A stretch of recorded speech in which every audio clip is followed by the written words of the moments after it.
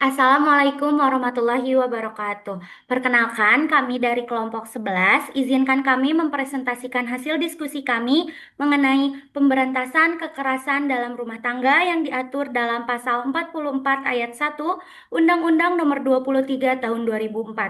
Sebelum itu, izinkan saya memperkenalkan anggota kelompok. Yang pertama ada Raffi Muhammad Ramadan dengan NPM 2310086.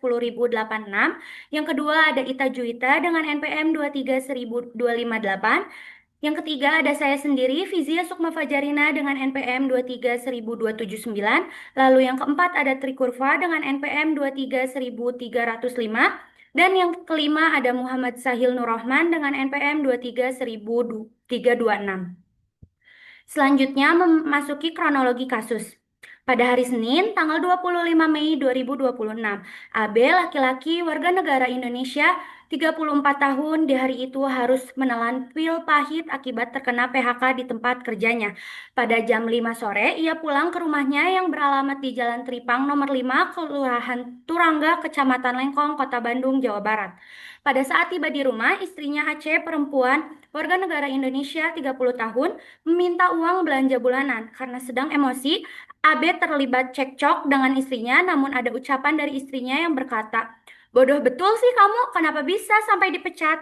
Yang membuat AB emosi, kemudian memukul korban menggunakan sapu hingga pingsan. Korban mengalami luka memar di sekujur tubuhnya akibat dari pukulan AB. Keesokan harinya, pada saat Aceh sadar, ia keluar rumah dan meminta tolong ke tetangga untuk melaporkan AB karena telah melakukan KDRT terhadap Aceh. Lalu ada analisis kasus yang akan dilanjutkan oleh rekan saya Trikurva.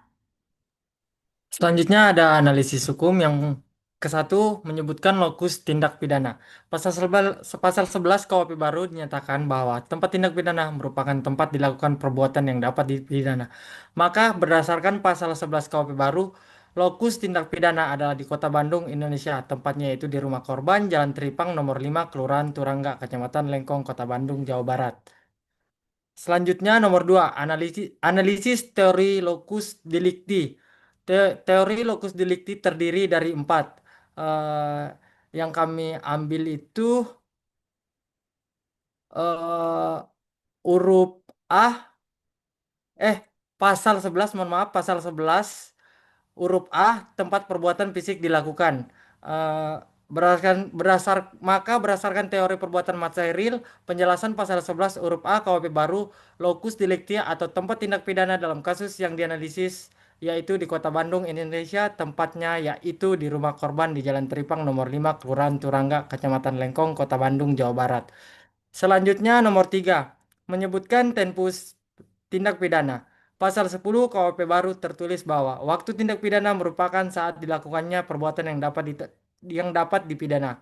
Maka berdasarkan pasal 10 KUHP baru dalam kasus yang dianalisa tempus tindak pidana atau waktu terjadinya tindak pidana adalah pada hari Senin tanggal 25 Mei 2026. Selanjutnya nomor 4 analisis teori tempus delicti. Teori tempus delicti terdiri dari 4. Penjelasan pasal 10 KUHP baru yang kami ambil itu huruf A saat perbuatan fisik dilakukan. Maka berdasarkan teori perbuatan material, penjelasan pasal huruf A KUHP baru, tempus delicti atau waktu terjadinya tindak pidana dalam kasus yang dianalisis adalah saat hari Senin tanggal 25 Mei 2026.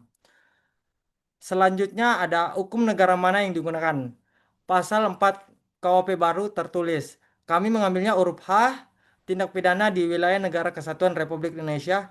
Maka berdasarkan pasal 4 huruf H KUHP baru digunakan adalah hukum dari negara Indonesia. Karena tindak pidana dilakukan di wilayah Negara Kesatuan Republik Indonesia.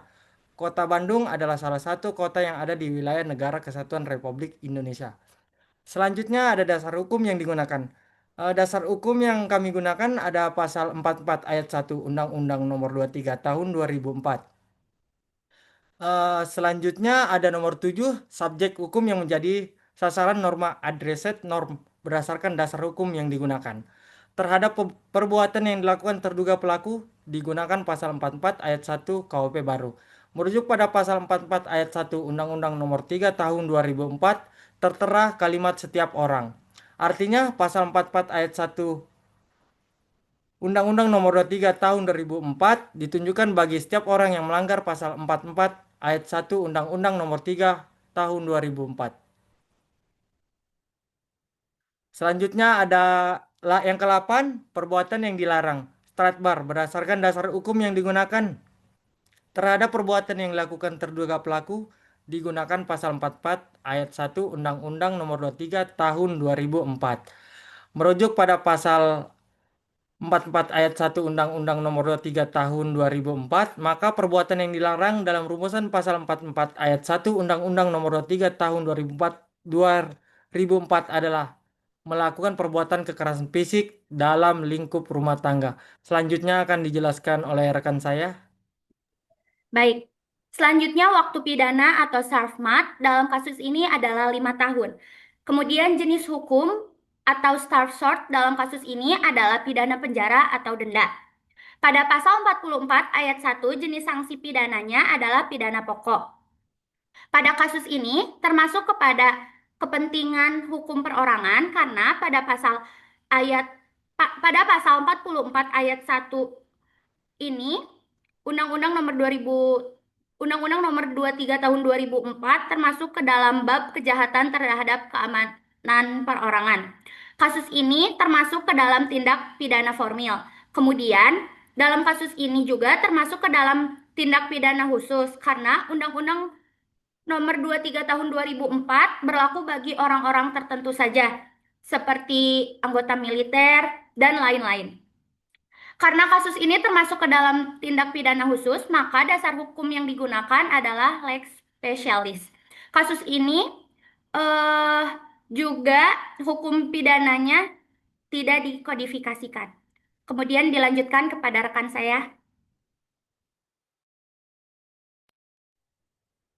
Oke, kita lanjut ke nomor 17. Di dalam nomor 17 ini, poinnya tindak pidana formil atau tindak pidana material berdasarkan dasar hukum yang digunakan. Tindak pidana formil merupakan tindak pidana yang perumusan normalnya menitik beratkan pada perbuatan atau merupakan tindak pidana yang fokus pada perbuatan itu sendiri. Merujuk pada pasal 44 ayat 1 Undang-Undang Nomor 23 Tahun 2004 merupakan pasal yang norma larangannya menitik beratkan pada perbuatan yang dilarang untuk dilakukan dalam pasal 44 ayat 1 Undang-Undang Nomor 23 Tahun 2004 adalah perbuatan kekerasan fisik dalam lingkup rumah tangga. Maka pasal 44 ayat 1 merupakan pasal yang masuk ke dalam kelompok tindak pidana formil.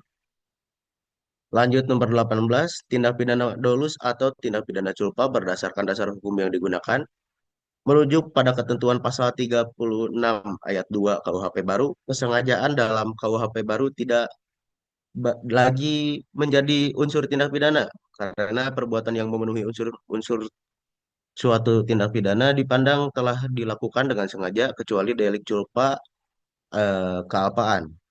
Dalam kasus yang dianalisis ini, perbuatan terduga pelaku diduga melanggar pasal 44 ayat 1 eh, yang tidak terdapat unsur subjektif berupa kesengajaan maupun kealpaan yang dirumuskan secara eksplisit oleh pembentuk undang-undang.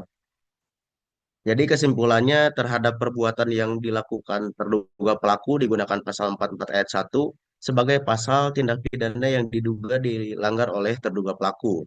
Maka dalam analisis kasus ini, tindak pidana yang dilakukan oleh terduga pelaku merupakan tindak pidana dolus. Lanjut ke nomor 19, tindak pidana komisionis aktif positif atau tindak pidana omisionis pasif negatif atau tindak pidana komisionis per omnisionem. Maka dalam kasus yang dianalisis perbuatan terduga di pelaku digunakan pasal 44 ayat 1 yang merupakan perbuatan kekerasan fisik. Memukul merupakan perbuatan aktif, maka perbuatan yang dilakukan oleh terduga pelaku dalam kasus ini merupakan tindak pidana komisionis. Lanjut nomor 20, tindak pidana biasa atau tindak pidana aduan berdasarkan dasar hukum yang digunakan. Tindak pidana biasa adalah tindak pidana yang dapat diproses hukum oleh penyidik tanpa memerlukan adanya pengaduan atau persetujuan dari korban atau pihak yang dirugikan. Dalam kasus yang dianalisis, perbuatan yang diduga dilakukan oleh terduga pelaku diduga melanggar pasal 44 ayat 1 yang merupakan tindak pidana biasa karena dalam rumusan pasal tidak dirumuskan syarat aduan untuk memproses hukum pelaku. 21. Tindak pidana umum atau tindak pidana khusus berdasarkan dasar hukum yang digunakan. Tindak pidana umum adalah tindak pidana yang pengaturannya terdapat dalam ketentuan hukum pidana umum. Eh, Pengaturannya terdapat dalam hukum pidana yang berlaku secara umum bagi semua orang yang ada di wilayah Indonesia dalam kasus yang dianalisis. Perbuatan yang diduga dilakukan oleh terduga pelaku melanggar pasal 44 ayat 1 yang digunakan dalam analisis kasus ini berlaku secara umum untuk semua orang yang ada di wilayah Indonesia, maka perbuatan yang dilakukan pelaku merupakan tindak pidana umum. Nomor 22, terdapat atau tidak terdapat unsur melawan hukum dalam aturan hukum yang digunakan. Unsur melawan hukum dalam peraturan perundang-undangan dirumuskan dengan beragam kalimat, yaitu bertentangan dengan hukum, bertentangan dengan hak, tanpa hak, melanggar hak, secara melawan hukum. Poin-poin tersebut tidak secara eksplisit disebutkan di dalam undang-undang. Lalu nomor 23, model perumusan sanksi pidana dalam aturan hukum yang digunakan berdasarkan dasar hukum yang digunakan. Nah, model perumusan sanksi pidana dalam aturan hukum ada 4 model perumusan, yaitu tunggal, alternatif, kumulatif, dan kombinasi. Dalam kasus yang dianalisis, pasal yang diduga dilanggar oleh terduga pelaku dalam pasal 44 ayat 1 Undang-Undang Nomor 23 tahun 2002 tahun 2004, sanksi pidana dirumuskan secara alternatif. Lanjut ke nomor 24, unsur subjektif dalam aturan hukum yang digunakan. Unsur subjektif adalah unsur-unsur dalam suatu tindak pidana yang melekat pada diri pelaku atau berhubungan dengan kondisi mental dan kejiwaan pelaku yang mencakup kesengajaan dolus atau maksud, Vornehmen, perencanaan, Voorbedachtheid, atau perasaan takut, Pres. Unsur-unsur ini berkaitan dengan apa yang ada di dalam hati atau pikiran pelaku saat melakukan perbuatan seperti niat atau kesadaran terhadap perbuatannya. Nah, untuk poin-poinnya ini eh, terdapat kesengajaan, kealpaan, maksud untuk, perasaan takut, merencanakan. Nah, dalam unsur-unsur tersebut tidak dirumuskan secara eksplisit maupun implisit di dalam rumusan pasal 44 ayat 1 Undang-Undang Nomor 23 tahun 2024 tahun 2004. Untuk selanjutnya nomor 25 akan dilanjutkan oleh rekan saya. Oke, untuk nomor 25 itu unsur objektif dalam aturan hukum yang digunakan. Mengingat dalam pasal tersebut, unsur objektif yang tercantum secara eksplisit dalam pasal tersebut merupakan perbuatan, di mana kita menganalisis pada pasal 44 ayat 1 Undang-Undang Nomor 23 tahun 2004 terdapat unsur objektif yaitu perbuatan yang secara tegas itu tertulis perbuatan kekerasan fisik. Kata perbuatan kekerasan fisik adalah kata yang masuk ke dalam unsur objektif berupa perbuatan. Selanjutnya poin ke-26 menyebutkan siapa yang diduga menjadi pelaku tindak pidana. Sebagaimana telah disebutkan dalam kronologi kasus, bahwasannya terduga pelaku tindak pidana merupakan AB, yaitu laki-laki warga negara Indonesia yang berumur 34 tahun. Nomor 27, penjelasan rinci mengenai terpenuhi atau tidaknya unsur tindak pidana dalam kronologi kasus. Unsur yang pertama adalah unsur setiap orang. Mengingat dalam pasal 44 ayat 1 Undang-Undang Nomor 23 tahun 2004 ditunjukkannya kepada subjek hukum. Subjek hukum yang dimaksud adalah terduga pelaku tindak pidana. Perlu diketahui bahwasannya subjek hukum ini terbagi menjadi dua, yaitu orang dan badan hukum. Dalam kronologi kasus ini, unsur subjek hukum yang mengemuka adalah orang terbukti di mana dalam kronologi kasus terdapat kalimat AB, yaitu laki-laki warga negara 34 tahun. Jadi hal tersebut mengindikasikan bahwasannya subjek hukum dalam kasus ini adalah orang. Selanjutnya adalah perbuatan kekerasan fisik. Makna kata perbuatan kekerasan fisik menurut penjelasan pada pasal 44 ayat 1 Undang-Undang Nomor 23 Tahun 2004 adalah melakukan perbuatan fisik dalam ruang lingkup rumah tangga. Sebagaimana dijelaskan dalam kronologi kasus, terduga pelaku memukul korban menggunakan sapu hingga pingsan dikarenakan terduga pelaku merasa sedang emosi. Mengingat korban mengatakan, "Bodoh betul sih kamu, kenapa bisa sampai dipecat?" kepada terduga pelaku. Kesimpulannya adalah bahwa dalam kasus ini unsur perbuatan kekerasan fisik ini telah terbukti sebagaimana dijelaskan dalam kronologi kasus bahwasannya pada saat tiba di rumah istrinya Aceh meminta uang belanja bulanan karena sedang emosi. Karena sedang emosi, AB terlihat cekcok dengan istrinya. Namun ada ucapan dari istrinya yang berkata, "Bodoh betul sih kamu, kenapa bisa sampai dipecat?" Hal tersebut yang membuat AB memukul korban menggunakan sapu hingga pingsan. Selanjutnya poin nomor 28. Jenis kesengajaan yang terdapat dalam kasus. Nah, dalam kasus ini bentuk kesengajaan pelaku adalah kesengajaan sebagai maksud. Karena terduga pelaku ini sengaja memukul korban dikarenakan terduga pelaku merasa emosi atas cacian yang dilontarkan oleh korban. Poin ke-29, dapat tidaknya terduga pelaku ini dipertanggungjawabkan. Merujuk pada pasal 31, 32, 33, 34, 35, dan pasal 40, 41, 42, 43, 44 KUHP baru, mempertimbangkan usia terduga pelaku yaitu 34 tahun, sebagaimana sudah dikatakan sebagai usia yang dewasa, unsur pertanggungjawaban pidana, dan didukung fakta bahwa dalam kronologi kasus tidak terdapat penjelasan kondisi kejiwaan pelaku, sehingga terhadap terduga pelaku dalam kasus yang dianalisis harus diasumsikan pelaku dalam kondisi kejiwaan yang sehat. Maka dari itu, terduga pelaku dapat mempertanggungjawabkannya secara pidana. Poin ke-30, jadi sanksi pidana pokok atau sanksi pidana tambahan. Nah, berdasarkan pasal yang kita gunakan yaitu pasal 5 huruf A Undang-Undang PKDRT serta merujuk pada pasal 44 Undang-Undang PKDRT yang dalam rumusannya tertulis dipidana dengan pidana paling lama 5 tahun atau pidana denda paling banyak 15 juta rupiah, maka dapat disimpulkan bahwasannya sanksi pidana tersebut merupakan sanksi pidana pokok. Poin ke-31, lama pidana yang berpotensi diterima oleh terduga pelaku. Merujuk pada pasal 44 ayat 1 Undang-Undang PKDRT yang dalam rumusannya menuliskan bahwa dipidana penjara paling lama 5 tahun, maka dapat disimpulkan bahwasannya terduga pelaku berpotensi dijatuhkan sanksi pidana paling lama 5 tahun. Poin ke-32, kepolisian pada wilayah hukum mana yang berwenang menerima laporan atau aduan kasus. Merujuk pada analisis di atas, beserta kronologi yang sudah disebutkan, bahwasannya terduga pelaku ini melakukan tindak pidana di Jalan Tripang nomor 5, Kelurahan Turangga, Kecamatan Lengkong, Kota Bandung, sehingga laporan atau aduan harus disampaikan kepada Kepolisian Sektor Lengkong karena lokasi terjadinya tindak pidana berada dalam wilayah hukum Polsek Lengkong, Kota Bandung. Selanjutnya akan dijelaskan oleh rekan saya.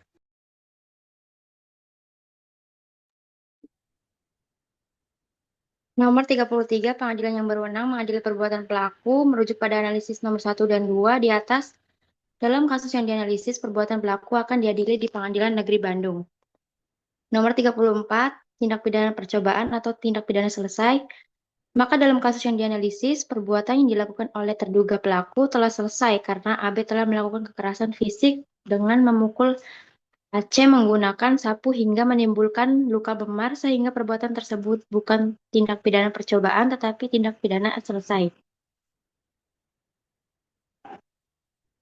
Nomor 35, penyertaan berdasarkan pasal 20 KUHP baru dalam kasus ini tidak terdapat penyertaan dalam kasus yang dianalisis karena dalam kronologi kasus tidak disebutkan adanya keterlibatan pihak lain terkait perbuatan kekerasan fisik terhadap AC.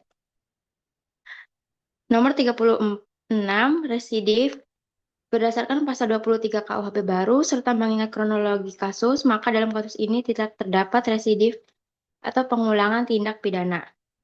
Nomor 37, konkursus berdasarkan pasal 123 sampai 131 KUHP baru serta mengingat kronologi kasus, maka dalam kasus yang dianalisis tidak terdapat konkursus.